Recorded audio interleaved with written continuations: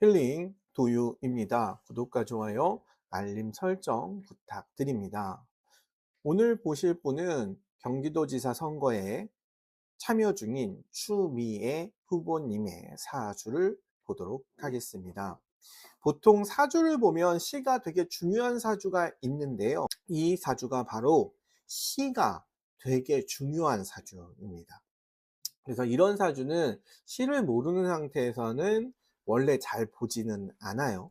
그런데 이제 선거이고 그러다 보니까 계속적으로 후보들을 보려다 보니 이제 보는 거다, 이렇게 보시면 될 것 같고요.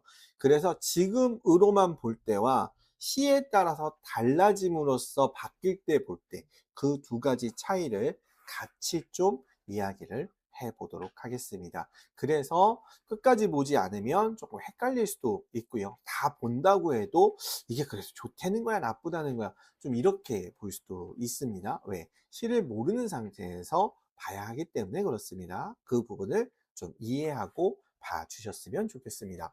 일단 시와 상관없이 공통적으로 볼 수 있는 것부터 볼게요.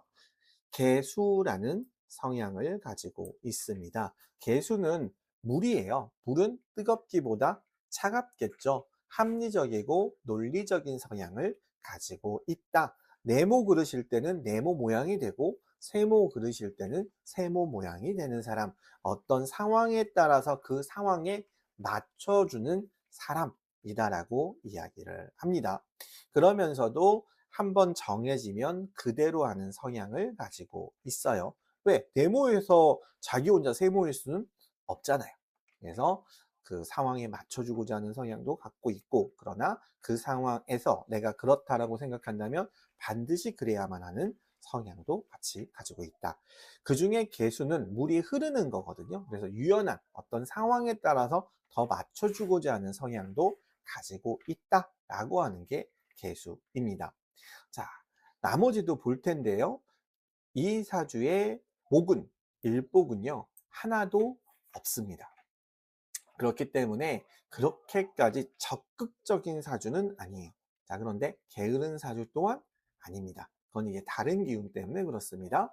자, 화라는 기운도 없어요. 제복이 없는데, 자, 근데 이거는요, 여기, 여기, 지장간에 다 들어 있거든요. 그러니까 가난한 사주는 아니고 정해진 대로 함으로써 내가 원하는 것을 얻는 사주다라고 해서 화가 없지만 화가 실제로 없는 사주는 아니다. 그래서 돈이 실제로 없는 사주는 아니다.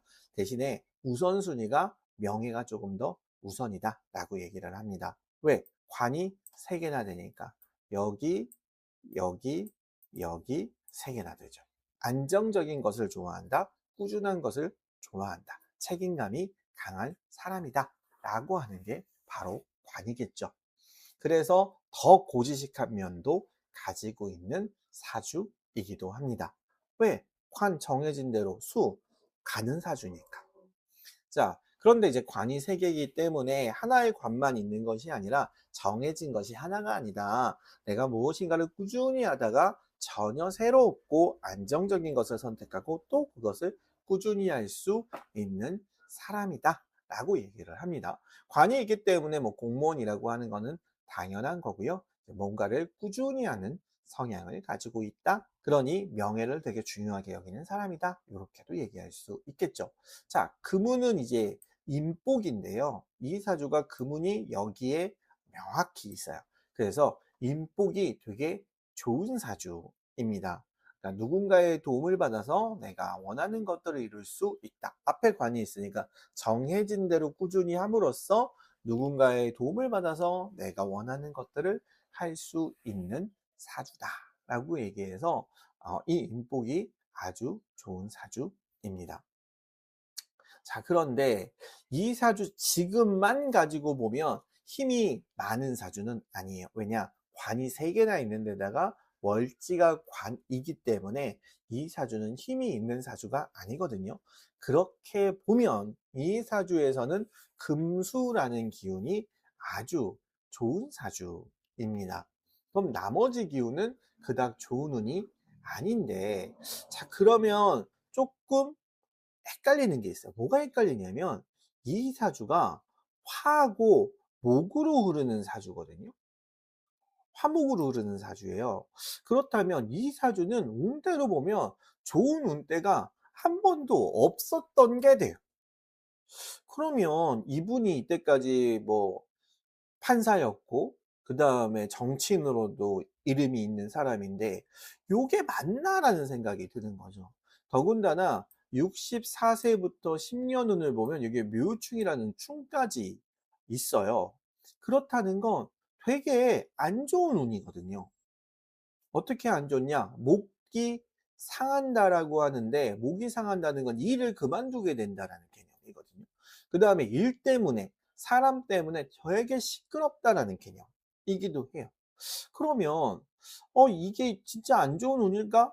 자 26 년도 보면 병호이거든요. 화운인데 이 화운이라는 건 이 사주에서 보면 재운이에요. 기회가 있다라는 개념이에요. 근데 이 사주가 만약에 신약하다라고 하면 기회가 있는데 이게 내가 못 가질 수도 있다라는 개념이거든요. 그럼 좀 이해가 안 되는 거죠.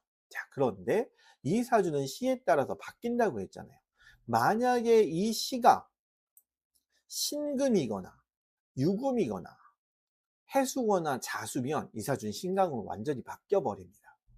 그렇게 됐을 때는 이 사주에서는 금수가 좋은 기운이 아니라 목, 화, 토가 좋은 기운이거든요. 그럼 어떻게 돼요? 24 세부터 목, 화, 토니까 죽을 때까지 좋은 기운을 가지고 있죠.